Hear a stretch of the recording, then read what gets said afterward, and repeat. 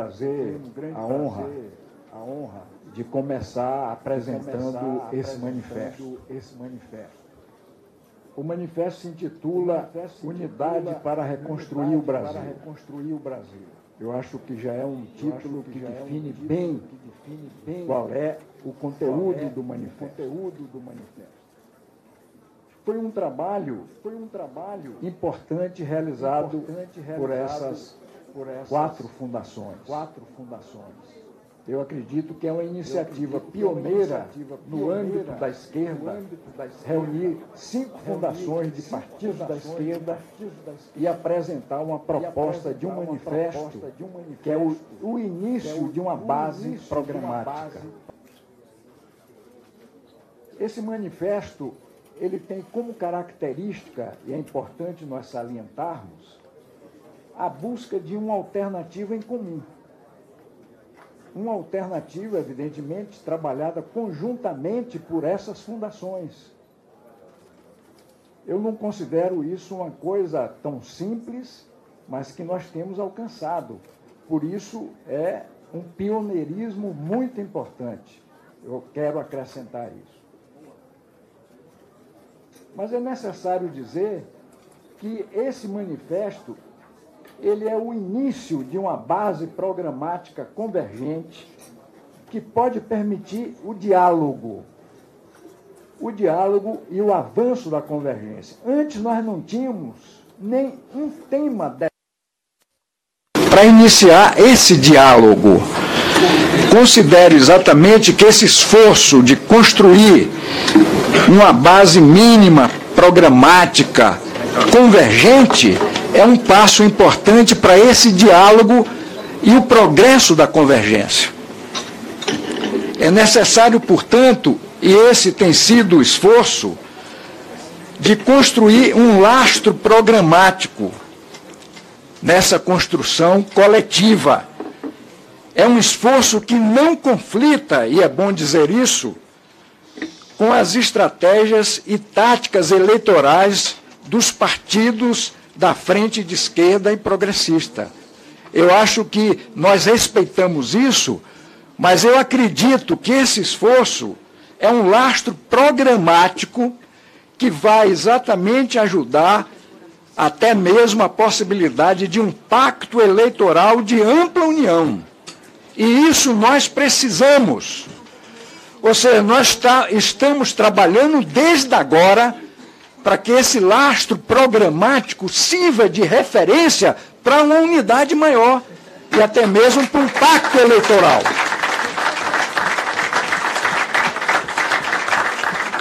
O projeto, portanto, é uma obra coletiva em andamento, como também é um ponto de partida e não um ponto de chegada.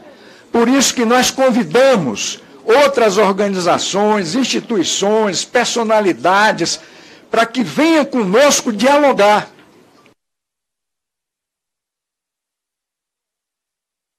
Que nós consideramos como característica desse documento. Acho que esse documento é a tentativa de definição e elaboração, portanto, um debate de um novo projeto de desenvolvimento destinado ao Brasil de hoje, que vive essa situação dramática. Como também nós não ficamos aí, é necessário ver também a história do nosso país e a inserção do nosso país no sistema internacional. Portanto, um projeto nacional compreende tudo isso. Não é só ver a realidade do Brasil em si, ele está num contexto maior. Por isso mesmo, a ordem implantada hoje por esse governo, portanto, que é um governo intruso, é um governo que chegou ao poder através de um atalho, de um golpe, ele começa o quê? A se subordinar integralmente, integrar o país à imposição estrutural ultraliberal. Essa dominação estrutural ultraliberal, ele se integra completamente. Mas é preciso levantar uma outra subordinação que ele vai se integrando, um atrelamento aos ditames de uma neocolonização atual, no realinhamento às grandes potências capitalistas, sobretudo os Estados Unidos. Então, esses dois domínios hegemônicos, de hegemonismo, tanto estrutural do lado neoliberal como do lado neocolonial, esse governo, portanto, ele vai se atrelando a isso. Nós não podemos ver simplesmente esse governo como uma coisa fora do espaço, Temer em si, e esse grupo que o apoia no país. Há apoio maior a esse governo. É necessário que nós compreendamos isso. Para tanto, ele revoga as conquistas do povo brasileiro. Essas conquistas, portanto, de natureza democrática, patriótica, popular, estão sendo revogadas para esse atrelamento. Ele está respondendo àqueles que ele está entregando, digamos assim, a mercadoria. Por isso mesmo que a história política brasileira é um exemplo também para nós. O período de Getúlio Vargas, de João Goulart, nós não podemos desconhecer isso. Como também a luta pela democracia na Constituinte de 88 e os 13 anos de luta progressista dos governos Lula e Dilma. Tudo isso é importante na compreensão nossa do que nós queremos como projeto a esse país. Por isso mesmo que o documento salienta muito bem que o Brasil volta a estar diante de uma encruzilhada. Eu acho essa uma questão muito importante.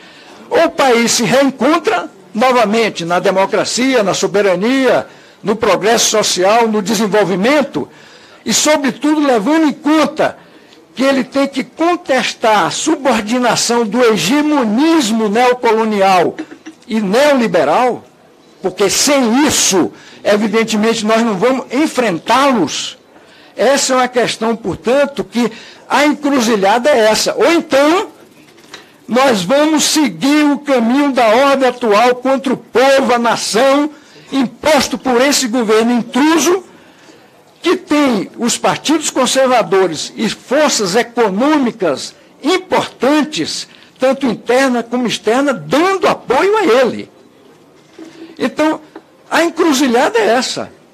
Ou a gente fica refém dessa ordem, que é uma ordem de grande retrocesso, é uma ordem antidemocrática, antipopular, anti o Brasil, ou nós vamos exatamente ter que abrir caminho nesse sentido de reconquistar a democracia, reconquistar o progresso social, reconquistar, portanto, o desenvolvimento do país e a integração com os nossos vizinhos. E tem uma oportunidade para isso. É necessário dizer que o cenário internacional, há um mal-estar gerado pela globalização neoliberal e a emergência de novos polos no poder. Essa emergência de novos polos no poder cria uma transição e uma situação favorável a que a gente possa, assim, dar curso, construir projetos nacionais de desenvolvimento. Nós temos que aproveitar essa oportunidade. Como encarar esse desafio? Esse desafio, portanto, de construir um novo projeto para esse país. Essa é outra questão do manifesto. Essa é uma questão importante porque esse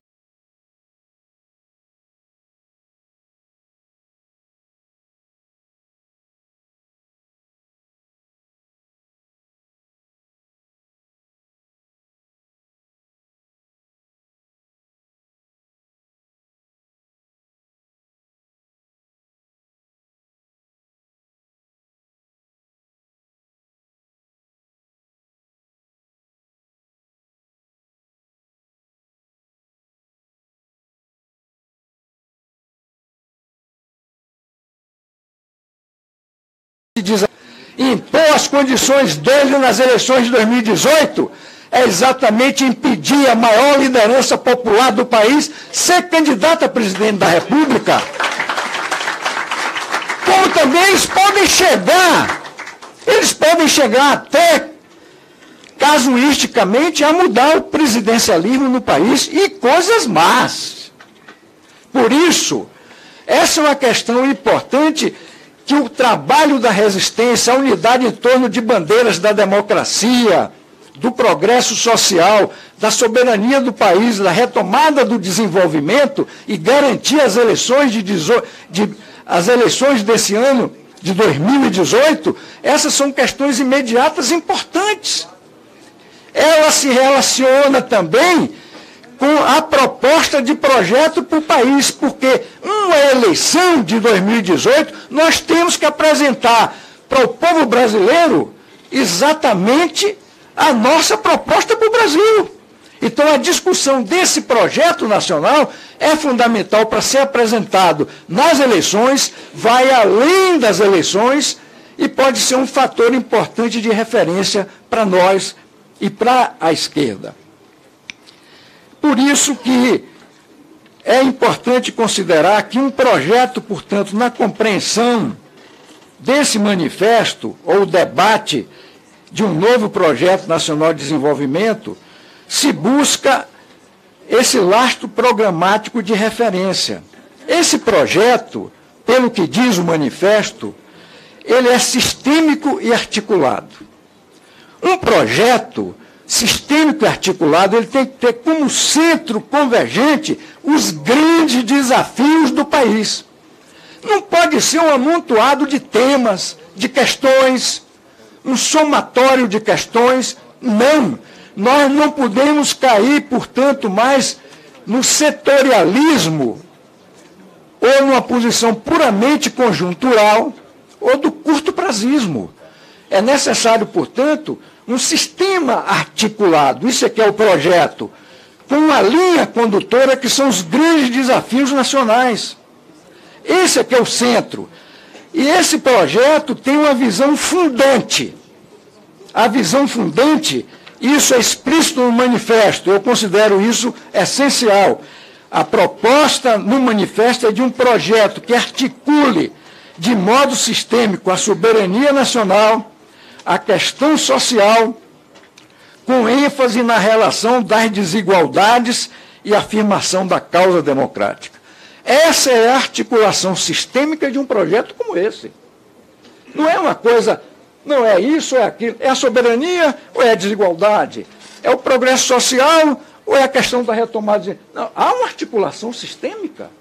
Isso é um projeto. Então, esse é um problema que nós consideramos essencial. Isso é fundante no projeto.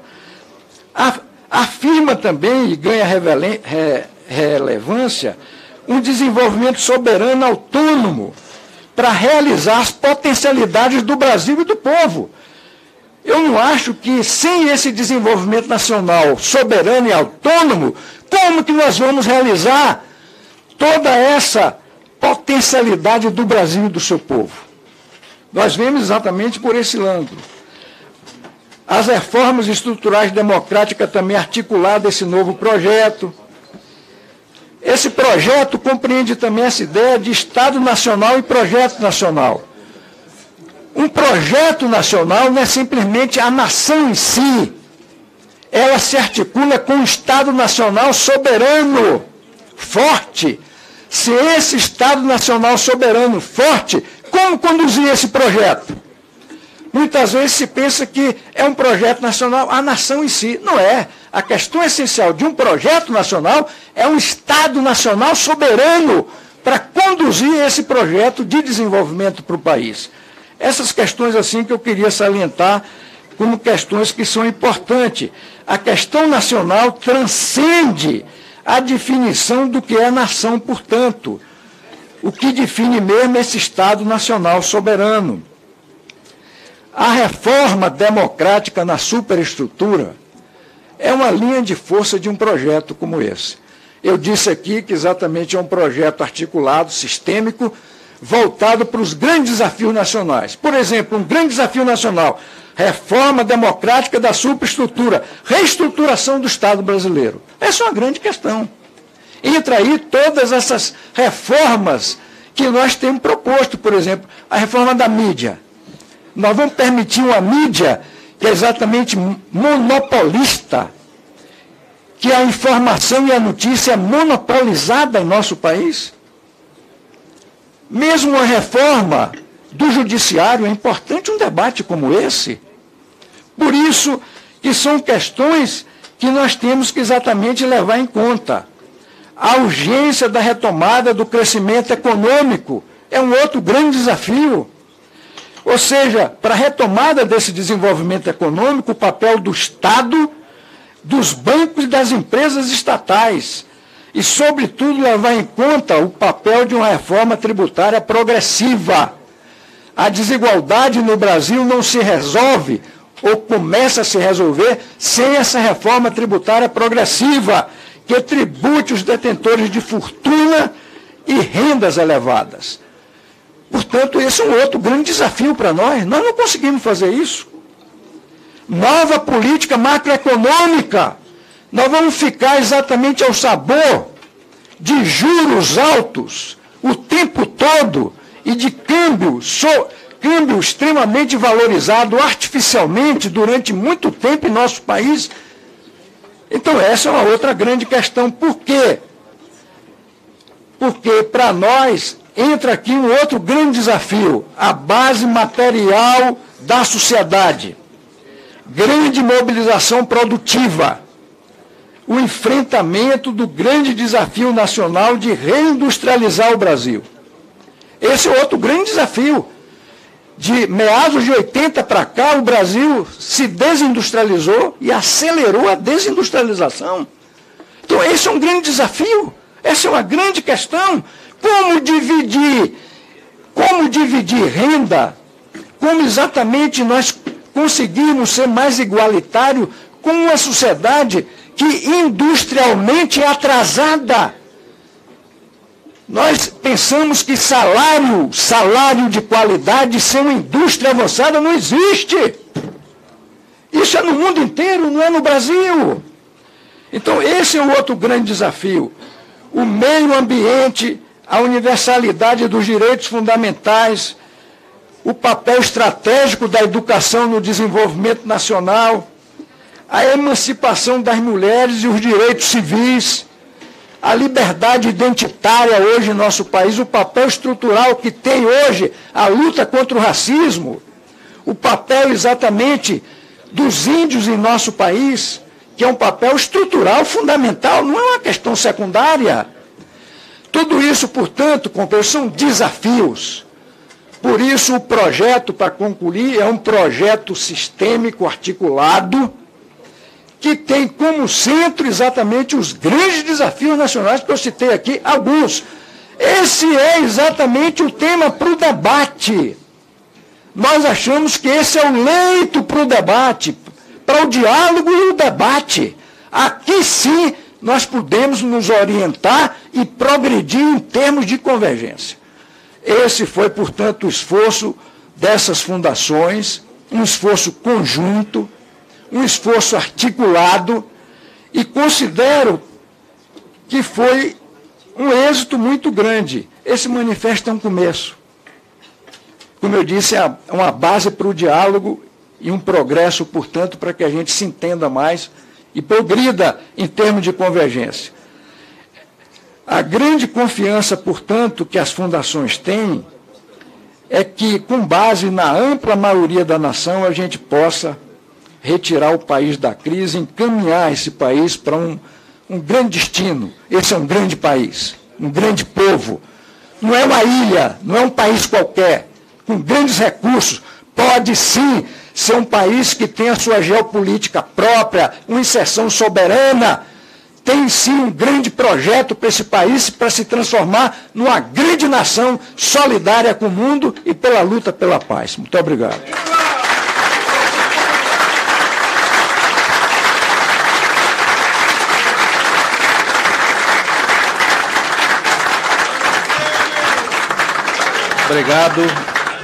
Obrigado, Renato.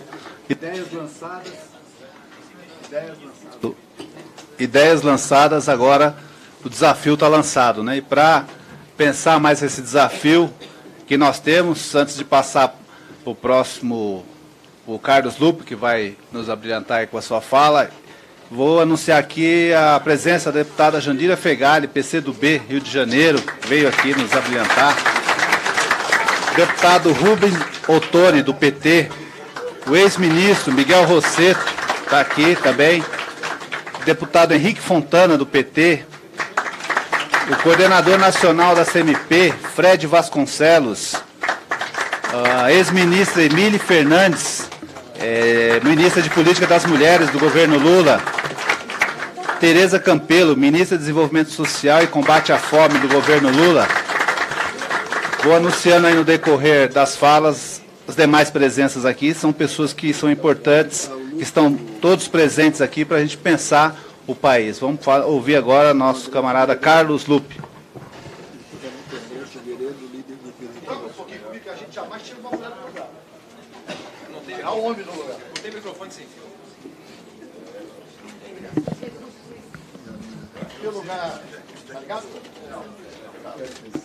Alô, sim. Em primeiro lugar, boa tarde, companheiras, companheiros, nossos partidos co-irmão. Aqui é o Márcio Pockmann, representando e presidindo a Fundação do PT, o Renato Rabelo, do PCdoB, meu companheiro e irmão Manuel Dias, o Francisco Souza, que é o representante do PSOL, os presidentes de partidos aqui, a nossa companheira e amiga Gleise, o Juliano, a Luciana Genro, desculpe, mas também uma querida Luciana, e está sentindo falta dela aqui. Por isso que eu falei um equívoco do nome. Mas eu torço para que estejam juntos um dia, né? Questão de tempo. Desculpa, Luciana.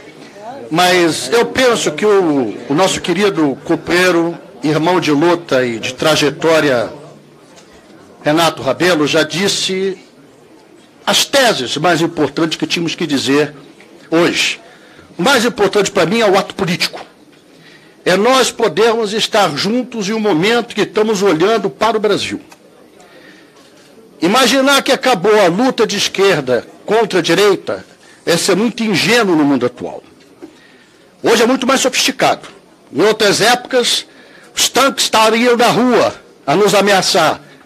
Hoje é um decreto de emergência que faz isso no meu Rio de Janeiro.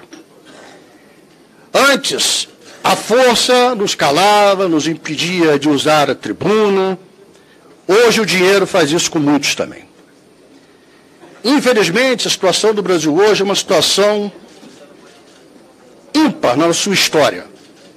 Nós vemos o poder judiciário ocupando o espaço de todos os poderes da República. É quem prejulga, é quem faz o exercício de fato do poder executivo, e é quem cala muitas das vezes o parlamento. Nesse Brasil que vive uma inversão de poderes total, ter coragem de fazer esse enfrentamento não é para qualquer um. Tem que ter muita substância política, muita ideologia, muita visão de muito sofrimento, muita luta acumulada para saber resistir. Cada um dos nossos partidos, eu aqui represento, para minha honra, o PDT, que ajudei a fundar, tem o seu candidato. Nós estamos lançando a candidatura do Ciro, o PT lançando a querida Manuela, o PSOL. Eu estou bem hoje. Sabe o que é? Meu desejo de irmandade é tanta que de repente eu unifico todos num partido só.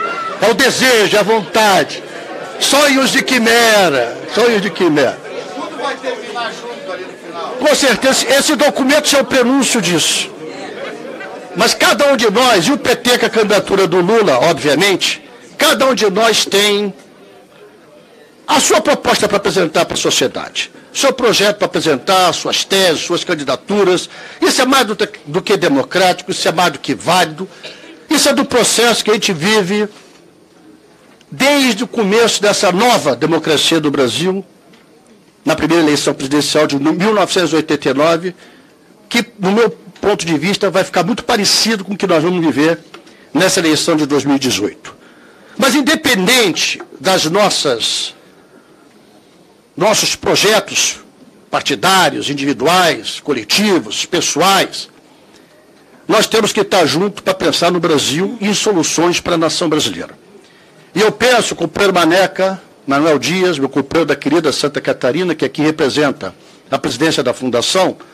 Cada fundação está dando um passo importante na nossa história, nos reunindo não só num projeto eleitoral, mas principalmente no projeto do Estado que nós queremos. Que nação nós queremos? Que projeto de Brasil nós sonhamos? Onde e para onde queremos levar as nossas teses, nossos pensamentos para a sociedade brasileira.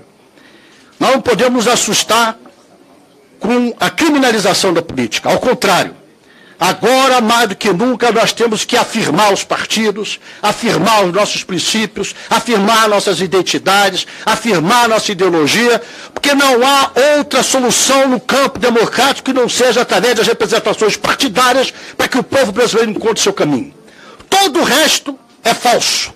Todo o resto é autoritarismo, todo o resto é prenúncio de ditadura, de qualquer nível. Pode ser do militar, pode ser do judiciário, ou pode ser de qualquer cidadão que apareça, de repente, com um formato novo para ocupar o espaço de um presidencialismo ditatorial.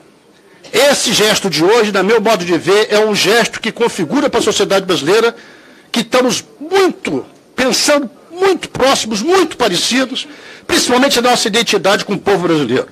É o povo brasileiro que precisa da gente. É o povo brasileiro que precisa da nossa voz. É o povo brasileiro que precisa que exerçamos o papel de influenciar o grande debate que o Brasil precisa debater. A sociedade exige de todos nós capacidade, tranquilidade e inteligência para saber se comunicar com ela. Não adianta a gente simplesmente dizer que está se manipulando a opinião pública para ir mais à direita, que algumas posições mais conservadoras, mais endireitadoras da sociedade estão em vantagem hoje. O que está faltando a todos nós é competência para sermos um bom interlocutor com essa sociedade que clama por justiça, por uma nação mais livre, mais democrata, mais soberana, por melhor salário, por mais emprego. E é esse o nosso papel. O Estado brasileiro não foi feito para dar lucro. Quem pensa em dar lucro, vá para a iniciativa privada. O grande lucro do Estado brasileiro é ver seu povo forte, alimentado, empregado e feliz. Esse é o nosso projeto essencial de vida, da nossa história. Muitos brasileiros morreram lutando por isso. Muitos brasileiros foram presos em ditaduras quando ameaçavam esse status quo que sufoca a sociedade brasileira. E muitos brasileiros hoje estão sendo injustiçados porque ousaram, como foi o caso do Luiz Inácio Lula da Silva, enfrentar na prática, com programas sociais, com visões estratégicas de um Estado para todos, essa visão elitista. Nós não temos o que temer. O futuro depende da nossa coragem, da nossa ousadia, da nossa capacidade de convencimento. Podemos, porventura, em momentos, em estados, em projetos eleitorais ter divergência, mas isso jamais poderá separar o nosso elo indissolúvel com a causa da libertação da nação brasileira. É isso que serve de exemplo a todos nós. Começamos muito bem com esse documento da Fundação, fundamentado no Estado soberano, no Estado que quer crescer com as suas próprias pernas, no compromisso social que é a base da nossa existência. E nós, a partir de agora, temos que difundir isso como programa comum, sim. Qualquer que seja o eleito, qualquer uma das nossas agremiações, e com certeza será um dos nossos, terão que ter esse compromisso. Nós temos que rever todo o processo diabólico, criminalizador que foi feito pelo governo golpista do senhor Michel Temer. Temos que rever essa nova legislação trabalhista. Temos que rever a entrega da Petrobras. Temos que rever tudo aquilo que significou ameaça à soberania da nação brasileira. E temos que ter coragem de falar à nação que nós não vamos aceitar esse projeto continuando no Brasil. E queremos ser interlocutores capacitados de convencer a sociedade brasileira de que os anos que temos de história, os anos que Getúlio passou no poder e teve que dar um tiro no coração para abortar um golpe em 54. Os anos que, porventura, teremos que pagar, não pelos nossos erros, mas pela nossa coragem de enfrentar uma elite carcomida. Isso o Brizola falou uma vez, eu nunca lembro, esqueço essa palavra, é bonito. Carcomida, levei 10 anos para entender, mas é bonito. Velhaca, antiquada, superada, que continua achando que nós somos boi no pasto que eles mandam para o matadouro assim que desejam. Não somos, o nosso não é grande, é rotundo e vamos dizer ao Brasil, não nos ameace, pois a nossa coragem não tem limite.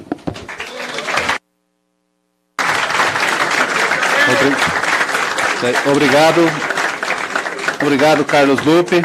Anunciar aqui mais umas presenças: Aldo Arantes, ex-deputado federal constituinte; Paulo Teixeira, deputado do PT São Paulo; Margarida Salamão, deputada federal; Humberto Costa, o senador do PT; Glauber Braga, PSOL, deputado federal; Ângela Albino, ex-deputada federal do PCdoB; Felipe Espírito Santo, presidente do PROS; José Guimarães, líder da minoria do PT; deputado Paulo Pimenta; deputado Edmilson, do PSOL; deputada Jô Moraes, do PCdoB. Bom, vamos continuar agora a ouvir os demais camaradas aqui. Ouvir agora nosso camarada Juliano Medeiros, presidente do PSOL Nacional.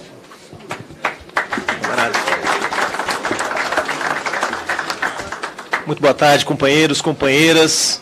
Quero começar parabenizando a iniciativa das fundações, da Fundação Lauro Campos, Maurício Grabois, Perseu Abramo, Fundação Alberto Pasqualini e Leonel Brizola, de ter conseguido produzir essa convergência importante em termos programáticos, mas mais do que a convergência programática, que, como foi dito pelo Carlos Lupe aqui, é uma base para o início de um entendimento mais estratégico, quem sabe a unidade política que nós estamos constituindo aqui. Então, antes de mais nada, esse ato é um ato de demonstração de unidade política, uma unidade política que já vinha se expressando na luta contra a reforma da Previdência, contra a reforma trabalhista, contra a retirada de direitos entre as forças políticas e partidárias que estão aqui, mas também entre um conjunto de forças sociais que não estão representadas por esses partidos, mas são movimentos, as frentes Povo Sem Medo, Brasil Popular, as articulações do sindicalismo combativo, e que nos últimos 6 meses, um ano, constituiu uma grande convergência política na luta em defesa dos direitos do povo brasileiro, cuja principal expressão foi, sem dúvida nenhuma, a grande greve geral de 28 de abril do ano passado,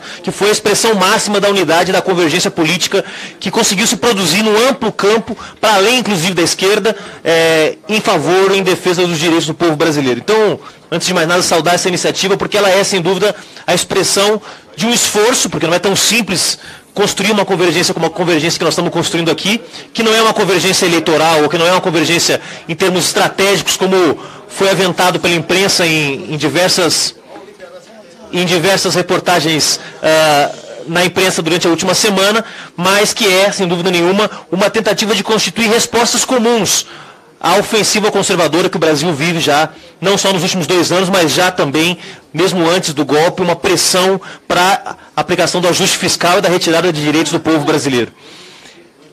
Eu acho que nós vivemos um momento no qual se tornou realidade aquele que talvez fosse o nosso pior pesadelo, que o programa político, defendido por alguns grupelhos de jovens, como o MBL, Vem Pra Rua, se tornou o programa do governo brasileiro.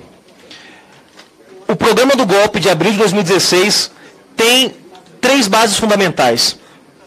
A primeira delas é a destruição da soberania nacional, através da revisão do marco legal do pré-sal, através da destruição da legislação ambiental, ou das ofensivas contra a legislação ambiental, cuja principal expressão foi a tentativa de entregar a Reserva Nacional do Cobre do Amapá, uma derrota fragorosa do governo, a partir da resistência dos movimentos sociais, dos artistas progressistas, da intelectualidade crítica e do parlamento brasileiro, das forças progressistas do parlamento, e, fundamentalmente, através da tentativa de atacar a política de conteúdo nacional, que foi importante iniciativa na tentativa de retomar um projeto de reindustrialização do país, nós que hoje temos aí patamares equivalentes à da década de 20 do século passado, em termos de participação da indústria no produto interno bruto, e a gente sabe que país sem indústria é país sem condições de competição internacional e sem condições de se inserir de forma soberana no mercado internacional. Então o ataque à soberania nacional é um elemento fundamental do programa do golpe.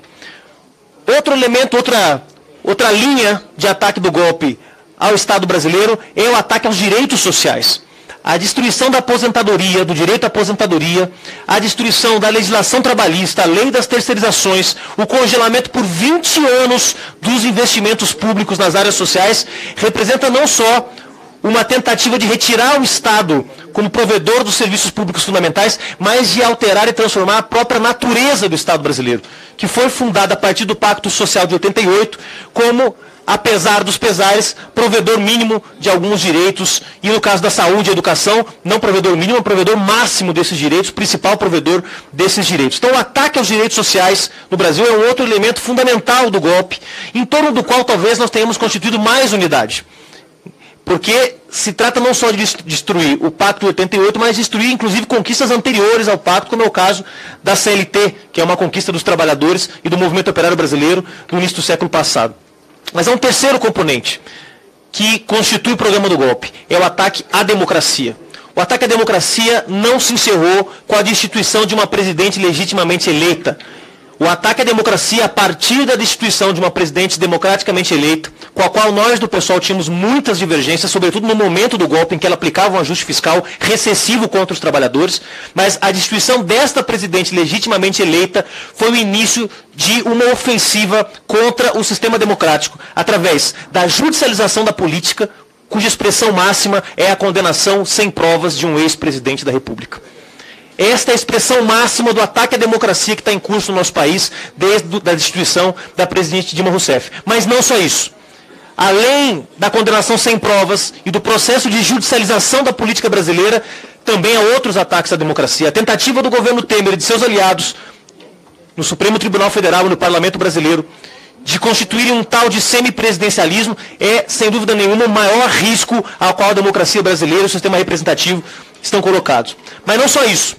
O que nós vimos na última semana, a intervenção militar no Rio de Janeiro, era algo totalmente imprevisto pelas forças democráticas. Nós não estávamos preparados, suficientemente preparados, para enfrentar, e por isso estamos arrumando a tropa no parlamento e nos partidos e nas fundações para dar uma resposta adequada a essa situação, para enfrentar o absurdo, o disparate que foi a intervenção militar. Não tem nada de intervenção civil, isso é papo furado do governo. A intervenção militar que foi decretada na última sexta-feira de forma unilateral pelo governo ilegítimo do Michel Temer. Além de demagógica, porque reforça a ideia de que mais forças de repressão na rua significam menos violência, além de demagógica e autoritária, essa intervenção militar rompe todos os limites mínimos, porque a intervenção começou no Rio de Janeiro, que é só o 10º estado mais violento do país, mas pode justificar uma série de outras intervenções e ataques à democracia, como tem sido anunciados desde sexta-feira, como, por exemplo, ontem o ministro da Justiça anunciando que vai decretar, que vai, aliás, pedir que a Justiça autorize mandados de busca, apreensão e prisão coletiva, ou seja, a instituição de um estado de sítio no Brasil. Então, o ataque à democracia, às instituições, é um outro elemento que constitui o programa do golpe. Então, o golpe não era apenas trocar o gerente do Estado brasileiro, porque lá pelas tantas, as frações hegemônicas do capital no Brasil, representadas pelo capital financeiro, perceberam que poderia haver um novo ciclo expansivo no Brasil e era preciso que as forças do capital tivessem elas mesmas manejando o Estado brasileiro. Não foi só isso. O programa do golpe é um programa de reestruturação da natureza do Estado brasileiro. Portanto, a disputa que se dá a partir de agora é sobre a natureza do Estado brasileiro, as suas instituições, os direitos sociais, que são as atribuições e as responsabilidades desse Estado, o sistema democrático e o sistema de direitos. Então, constituir aqui entre nós bases mínimas de entendimento para enfrentar este processo de reestruturação do Estado brasileiro, não obstante divergências importantes que nós temos, por exemplo, e algumas divergências, inclusive com o conteúdo do texto, mas não obstante essas divergências, era um dever do PSOL se somar a esse esforço,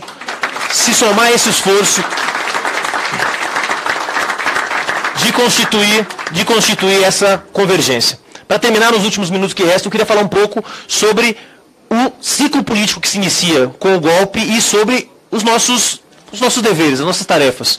Bom, não cabe à esquerda apenas uma postura defensiva. Não vamos lutar só contra a retirada de direitos, contra o ataque à democracia, contra o ataque à soberania. É preciso que a esquerda constitua um programa. E este, do meu ponto de vista, do ponto de vista do PSOL, talvez o nosso desafio mais complexo. Tá? Porque aí sim moram as divergências de verdade. Como diz o diabo, mora nos detalhes. E há detalhes importantes que nos afastaram nos últimos anos. Portanto, qual será a natureza, por exemplo, do programa econômico da esquerda nesse próximo ciclo que se inicia? Será um programa econômico de convivência com a herança maldita do governo FHC, com o tripé macroeconômico? Nós vamos seguir convivendo com esse tripé macroeconômico como se ele fosse intocável, como ele foi intocável durante 15 anos de governos onde haviam forças progressistas hegemonizando e participando desses governos?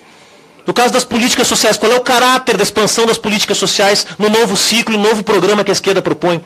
Qual é a forma de democratizar o Estado que a esquerda vai agir? Vai realmente enfrentar, finalmente, o monopólio dos meios de comunicação, democratizar as Forças Armadas e democratizar o Judiciário? Ou vai conviver com essas instituições como se elas fossem intocadas? Portanto, a natureza do que vai ser o programa que a esquerda vai desenvolver para enfrentar a ofensiva contra os direitos, contra a democracia e contra a soberania, do nosso ponto de vista, é o desafio mais importante. O documento aqui ele aponta apenas uma base, como foi dito pelo Lupe e pelo Renato.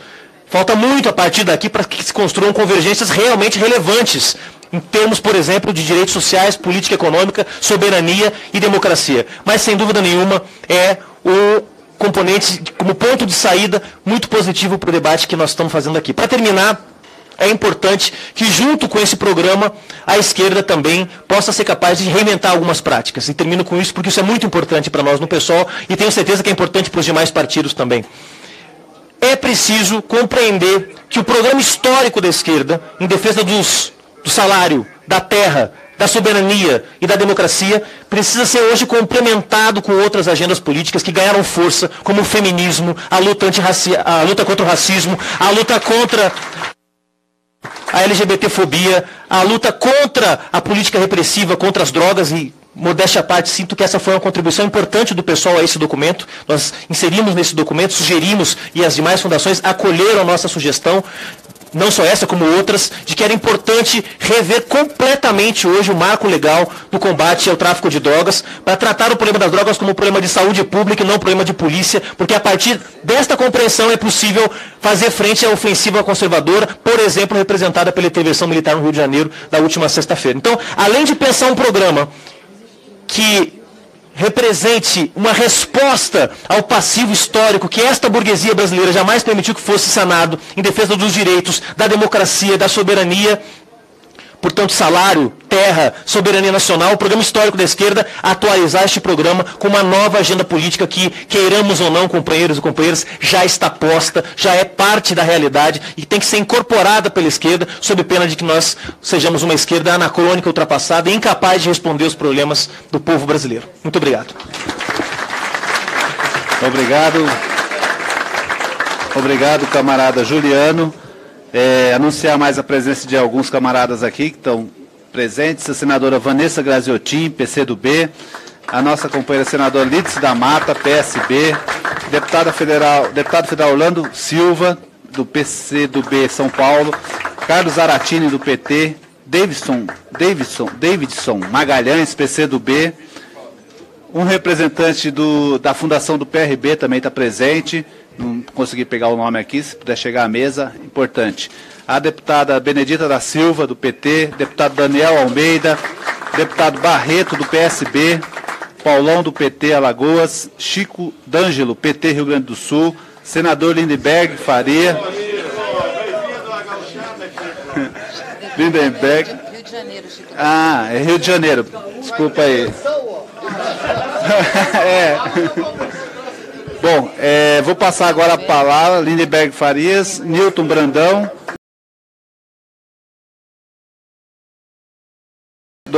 o presidente do PROIFES, né, representando o PROIFES, Samuel Pinheiro, João Vicente Goulart, do Partido Pátria Livre, Felipe do PROS, da Fundação do PROS, Leonardo Monteiro, deputado do PT. Vou passar agora a palavra para a nossa companheira Gleisi Hoffmann, do PT. Boa tarde a todos, a todas. Dizer que é uma alegria muito grande estar participando desse ato e eu acho que é um momento muito diferenciado na política que nós estamos tendo aqui. Eu diria um momento histórico. Quero parabenizar aqui as nossas fundações, Fundação Perseu Abramo, na pessoa do Márcio Postman, a Fundação Leonel Brizola, Manuel Dias, a Fundação Lauro Campos, na pessoa do Francis Valdo, a Fundação Maurício Grabois, na pessoa do Renato. Também fazer uma saudação aos meus colegas presidentes de partido aqui, o Carlos Lupe, a Luciana, o Juliano e também ao nosso senador Capiberibe, que aqui representa o PSB. Dizer que é um momento importante porque eu acompanhei o esforço das fundações na construção desse documento. Não foi uma, duas, foram várias reuniões de discussão e, com certeza, deve ter sido difícil chegar a uma conclusão em um documento como esse. Mas isso representa o esforço pelo compromisso que nós temos com esse país. Apesar das divergências que possamos ter, de ordem conjuntural, de candidaturas, até as divergências internas nos nossos partidos, nós conseguimos superar, as fundações conseguiram superar isso e apresentar à sociedade brasileira e aos partidos, às direções desse partido, uma proposta que, como disse aqui o Renato, é o início, não é o final, é o começo, uma proposta programática para o Brasil, num grande esforço. Ser uma obra coletiva, que é um ponto de partida e não de chegada, como ele disse, mostrando a maturidade que nós conquistamos nesse momento. E é certo que nós passamos por uma grande crise do capitalismo internacional. E essa crise está redesenhando a democracia capitalista, a democracia no âmbito internacional.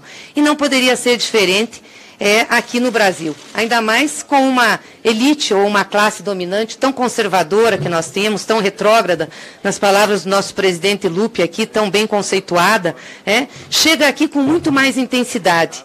E ainda incentivadora do fascismo, de movimentos retrógrados, de questões que nós pensávamos não ter mais que enfrentar a nossa sociedade depois da discussão da Constituição de 88.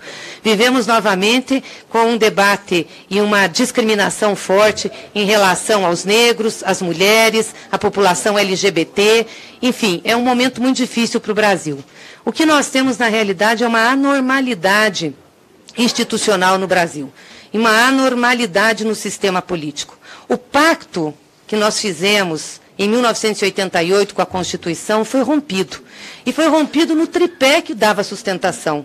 Foi rompido no quesito da democracia, posto que nós afirmamos naquele momento que a democracia brasileira se pautava em cima do voto universal e de eleições democráticas e livres. Nem aprofundamos muito a democracia direta. Colocamos alguns institutos na Constituição, mas utilizamos eles de forma muito pequena. Mas esta democracia formal de baixa intensidade, ela era um consenso na sociedade brasileira. E todos, inclusive da direita, a elogiavam e defendiam. Mas essa democracia foi rompida quando se teve um impeachment, um golpe que se tirou da presidência alguém que foi legitimamente eleito, com mais de 54 milhões de votos. E continua se rompendo esse pacto ao querer ter uma eleição seletiva, onde parte da sociedade não pode participar externando seu voto, ao querer impedir uma candidatura do campo progressista e popular, que é o que estão fazendo com o presidente Lula. Então, veja, mesmo uma democracia de baixa intensidade é muito para essa gente. Aqueles que defendiam essa democracia, hoje a atacam. Para a direita desse país, para a classe dominante, é bom ter uma eleição de preferência restrita, com poucos eleitores, para que eles possam concorrer e ganhar. Atacou-se um segundo pilar que nós construímos na Constituição de 88, que foi o início da proteção social mínima que nós tivemos no país. Nós subimos um primeiro degrau ao colocar a Seguridade Social para dentro da Constituição, a saúde, a assistência e a previdência, e melhorar as condições da educação. Nem isso a elite brasileira conseguiu dar conta de aguentar, sendo que nenhum direito dela foi tirado. Mas vieram com uma violência extrema quando conseguiram tirar a presidenta Dilma para destruir esse tripé do pacto. Hoje nós não temos uma garantia social mínima, ou seja, o bem-estar social mínimo do Brasil está sendo desmontado. A proteção mínima do povo brasileiro está sendo desmontada. E isso ainda coloca-se, claro, como disse aqui o Juliano, com questões que nós tínhamos conquistado anteriormente, como foi a CLT, que acabou também sendo despedaçada. A reforma da Previdência só parou porque eles não conseguiram voto suficiente no Congresso para votar. E inventaram aí um plano mirabolante e real de segurança pública com uma intervenção que nós não sabemos muito o que vai dar. Aliás, nós sabemos o que vai dar. Certo é que não vai dar do jeito que foi feito, né? E o terceiro tripé é a soberania nacional. Estão entregando o nosso país, desmontando a Petrobras. E agora uma das pautas principais do governo, que vem aqui para o Congresso Nacional, que já entrou na Câmara, é a privatização da Eletrobras. Ou seja, nós sabemos que a Eletrobras não vai ficar na mão de nenhum grupo nacional, porque nós não temos grupo nacional forte com capacidade de comprar nenhuma empresa pública. Vai para a mão dos chineses, ou vai para a mão dos americanos, ou vai para a mão dos europeus. É isso que nós estamos fazendo. Nós estamos entregando ao estrangeiro a vazão de água dos nossos rios, como estamos entregando a extração do petróleo, do pré-sal, da Petrobras. Ou seja, aquilo que nós construímos como um pacto mínimo da democracia brasileira está se esvaindo. E é importante que nós saibamos que esse é o período mais longo de democracia efetiva no Brasil. São esses 30 anos. Nós não tivemos em nenhum outro período da história um período tão contínuo de democracia. Ela sempre foi espasmódica, ou seja, tivemos momentos democráticos no país. Ou eram ditaduras ou era a não consideração de direitos da maioria, inclusive o direito ao voto. Então é muito grave o que a gente passa no país. Por isso a importância da esquerda, da centro-esquerda, estar aqui nessa mesa, unida em torno de uma proposta que possa dizer, nós queremos reconstruir o Brasil. O Brasil é grande demais para essa gente pequena ficar governando ele. É grande demais para só interesses de uma elite permanecerem. Nós não podemos permitir isso. Nós temos força e temos condições de reorganizar os nossos movimentos e de fazer entre nós um pacto para recuperar esse país. E nós sabemos fazer esse caminho. Já tivemos experiências que foram exitosas no Brasil. Não é possível que a gente não tenha condições de, irmanados e unidos, podermos recuperar.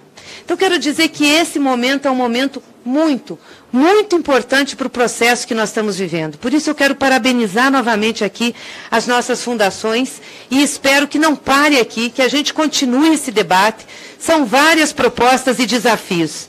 E acho, Juliano, que com certeza nós teremos que ter um programa, sim, mais ousado, mais progressista, até porque nós já aprendemos muito. Sabemos o que fazemos de certo, porque muito fizemos, e também sabemos aonde temos que mudar, pelos erros que cometemos, que é natural de qualquer processo humano. E penso que isso pode nos dar um ponto de partida que seja muito qualificado para a gente fazer uma transformação efetiva no nosso Brasil. Mas, junto com um programa progressista e ousado, nós temos que apostar na mobilização e na organização do nosso povo. Essa democracia formal que nós conquistamos com a Constituição de 88, o parlamento, a representação, ela é muito importante. Mas ela sozinha não sustenta um governo de mudanças efetivas nesse país. Nós temos que apostar na democracia direta no Brasil, no fortalecimento dos movimentos sociais e da organização do povo brasileiro. Tenho certeza que dessa forma a gente consegue avançar. E para encerrar, eu queria deixar um desafio aqui para nós que somos da direção dos partidos que estamos aqui. Para além desse esforço das fundações, eu acho que cabe um esforço político nosso, de fazer um movimento forte em defesa da democracia, em defesa das eleições livres e democráticas e em defesa dos direitos mínimos do nosso povo, para agora, para o imediato. Então, eu acho que nós temos que criar, sim, uma frente ampla em defesa da democracia no país. E se nós pudermos, para que a gente possa levar uma pauta conjunta, para além da discussão programática, que eu acho importante, mas para o momento imediato desafiador que nós temos. Eu acho que nós deveríamos utilizar o Fórum Social Mundial, que nós vamos ter na Bahia, em março, para que a gente pudesse lançar essa frente com pontos mínimos, como disse o Renato aqui, para as questões emergenciais que nos esperam. E as questões emergenciais, e nas questões emergenciais está a defesa da nossa democracia e a defesa das eleições livres e democráticas agora em 2018. Muito obrigado, Gleisi. Aproveitar e dar duas informações importantes. A primeira é que nós estamos, as fundações já entraram num acordo e marcou já uma atividade para o dia 15/3, lá no Fórum Social Mundial, às 9 horas da manhã, para a gente já continuar esse debate desse manifesto, aprofundando as ideias, como foi falado aqui por vários companheiros aqui na mesa. Aproveitar também e informar que, fui informado aqui, que a atividade tem gente lá fora na rua querendo entrar e não pode entrar porque não cabe mais ninguém aqui dentro. Isso é importante, uma salva de palmas para todo mundo, porque isso mostra a necessidade da gente construir algo novo. Anunciar aqui a presença do deputado Severino, o deputado Daniel Cabral, do PSB Pernambuco, o deputado da Cleusa Pereira, do PSB Pernambuco, o deputado Severino Ninho, do PSB Pernambuco, o deputado Tadeu Alencar, PSB Pernambuco, o deputado Bebeto, PSB Bahia, o deputado Tadeu Alencar, PSB, Camilo Cabral, do PSB, deputado Valdir Damus, do PT Rio de Janeiro, deputado Chico Alencar, do PSOL, deputado Marco Maia, do PT, deputado Celso Pancera, do PMDB, deputado André Figueiredo, deputado Leônidas Cristino e deputado Nelson Pellegrino. E o poeta Pedro Terra. Vamos passar agora a palavra para a nossa companheira Luciana Santos, presidente do PCdoB. Bem, gente, muito boa tarde. Primeiro, quero aqui saudar e parabenizar a iniciativa, né, das fundações, saudando Márcio Postman, o presidente da Fundação do Partido dos Trabalhadores, o Renato Rabelo, meu querido camarada, Manuel Dias, do PDT, Francisvaldo Souza, presidente da Fundação do PSOL, os presidentes dos partidos, minha querida amiga Gleise, Juliano, que está aqui do meu lado, Carlos Lupe, presidente nacional do PDT, e o nosso querido senador Capiberibe, do PSB.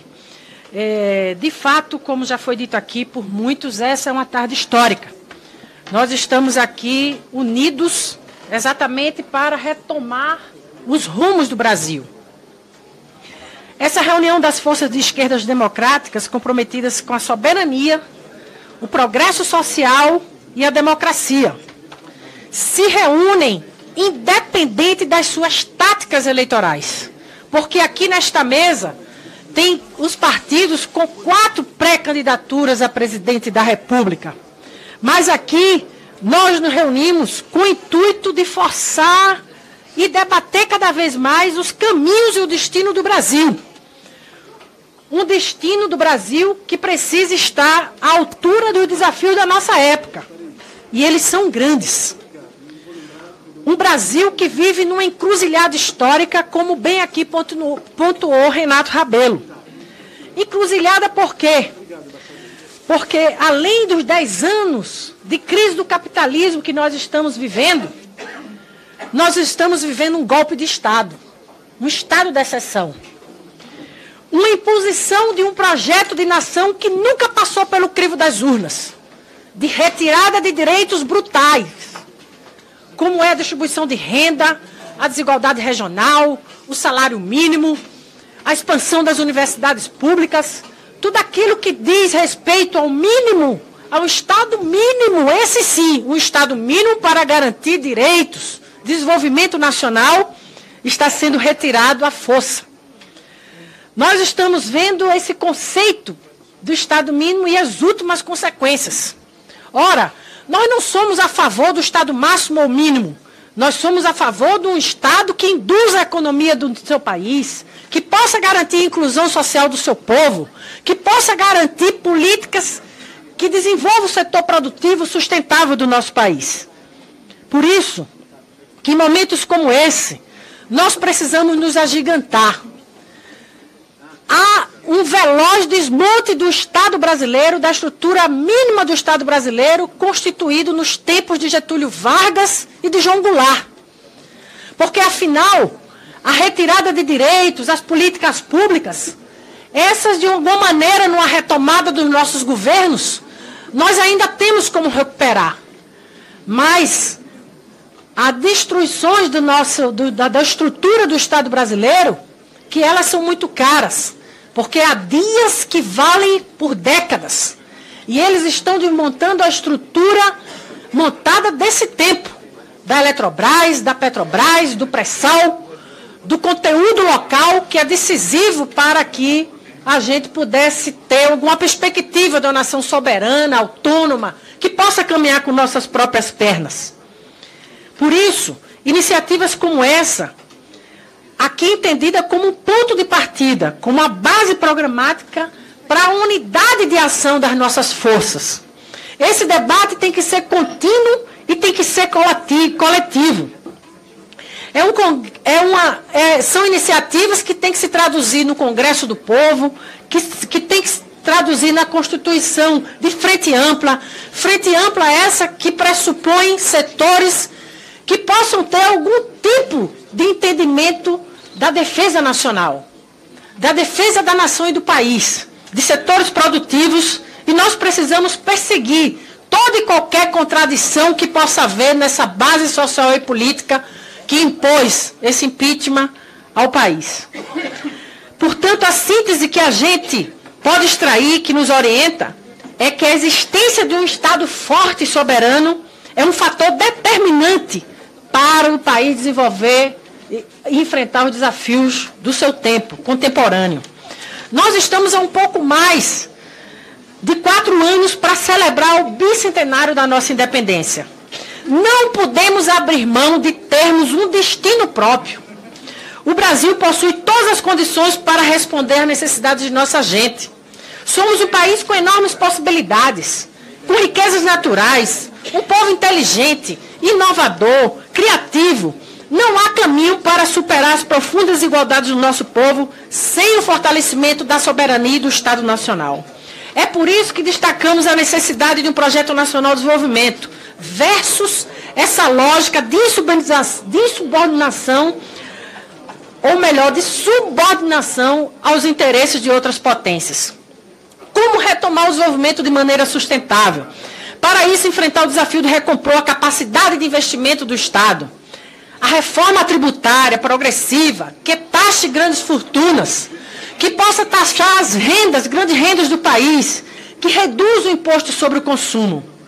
Uma política macroeconômica, como foi dito aqui por Juliano, que possa ser voltada para a retomada do crescimento e geração de empregos. Nós não podemos nos submeter a essa velha lógica da tripé da política macroeconômica que não apresenta alternativa para as nações. Nós temos que ter uma política cambial que defenda o interesse da competitividade nacional, do setor produtivo brasileiro. Desenvolvimento de uma política de reindustrialização. Afinal, o desmonte do que nós vimos do conteúdo local é um assinte, se confronta com qualquer política de reindustrialização brasileira. Investimentos de ciência, tecnologia e inovação. Nós estamos vivendo uma revolução industrial, a 4.0. Nós precisamos nos inserir nas cadeias mais dinâmicas da economia mundial. Por fim, defender a democratização do Estado. Não é possível a gente ter esse Estado anacrônico, da supraestrutura do Estado brasileiro, do monopólio dos meios de comunicação, de um Estado atrasado na sua estrutura, no seu sistema de poder político. A estrutura do judiciário, aqui vejo Hugo, pernambucano, juiz.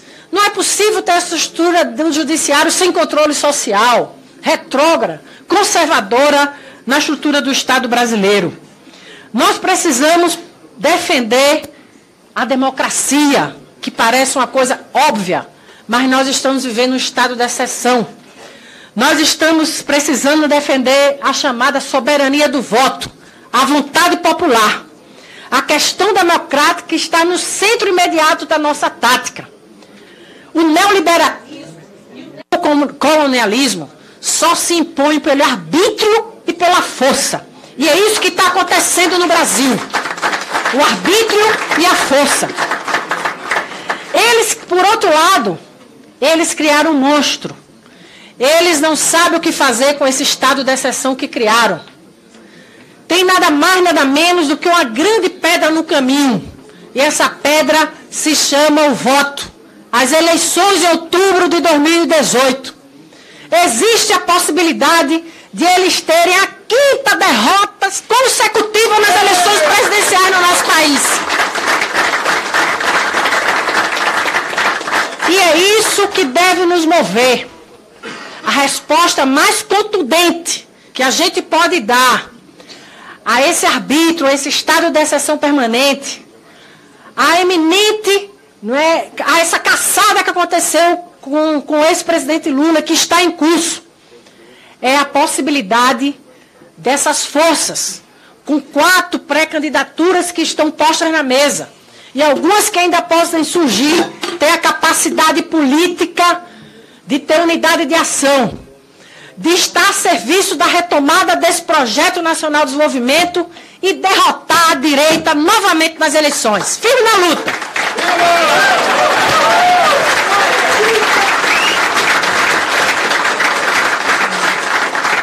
Obrigado, companheira Luciana.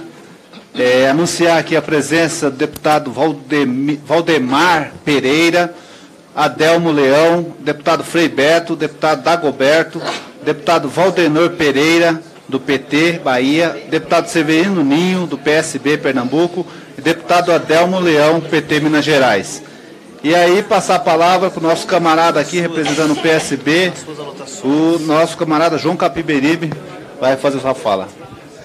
Muito obrigado, uma boa tarde a todos e a todas. Uma satisfação grande participar desse momento, que eu considero um momento importante.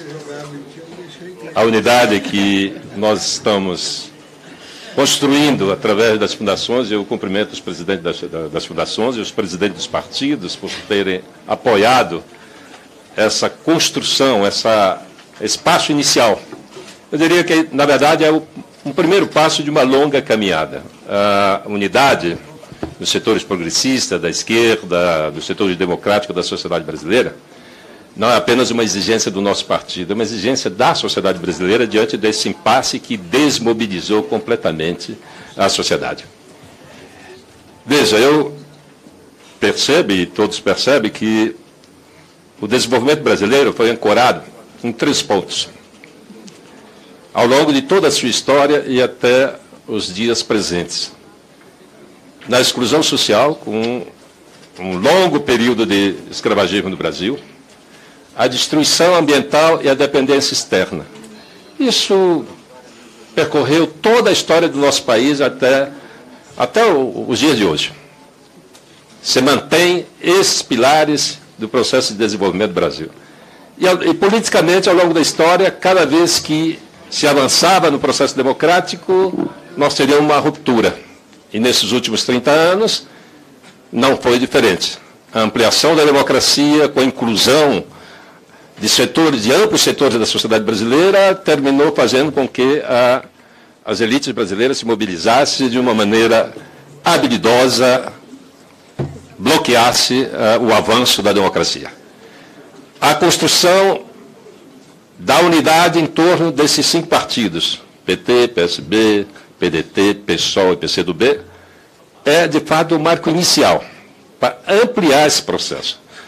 Nós não podemos perder de vista essa história do nosso país.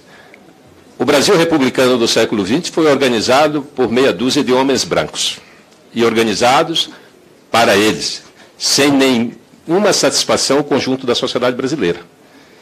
E isso é que move esses setores que deram o golpe, que paralisaram o avanço do processo democrático, a se mobilizar e a impedir esse processo de inclusão, que isso continue avançando.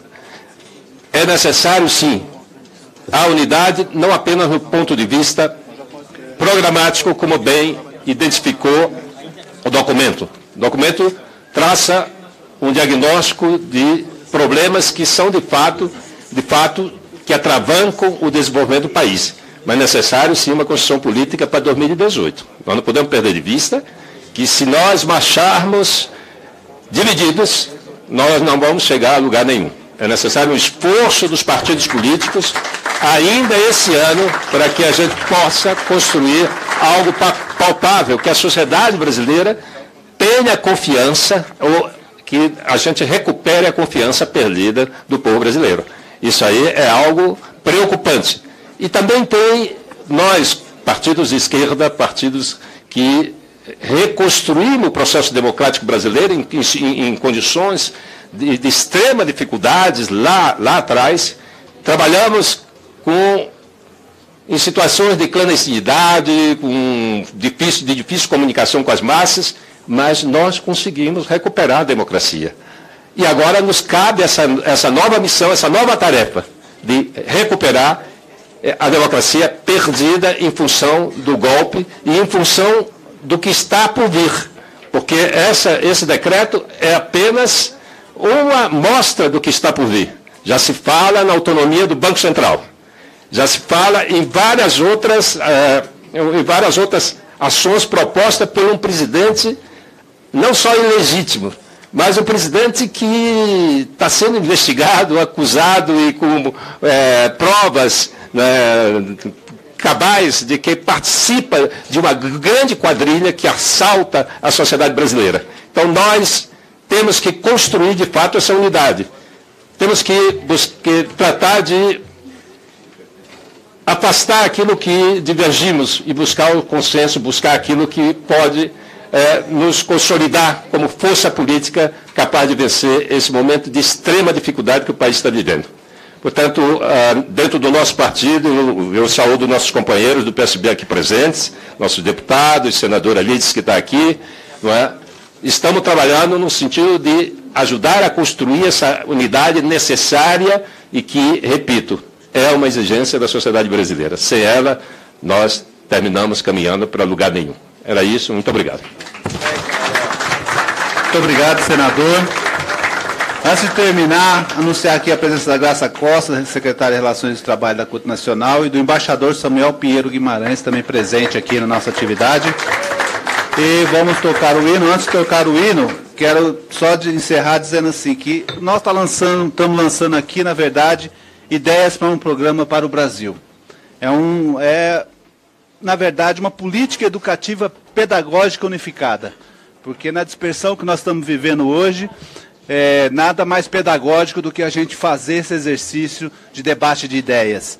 É um Brasil que amplie e potencialize a capacidade humana que todos têm, que está sendo morta cada dia pelas instituições. Eu acho que essa ação qualificada contra o conservadorismo, contra a ação que as pessoas podem acreditar na política, esse é o nosso desafio. Essa unidade é muito importante para que a gente possa discutir cada vez mais e possa dizer para a juventude e para as gerações futuras de que um outro país é possível e podemos construir isso, construindo ideias e unidade para todos. Esse é o nosso desafio. Parabéns a todos que estão presentes e vamos agora para o hino nacional.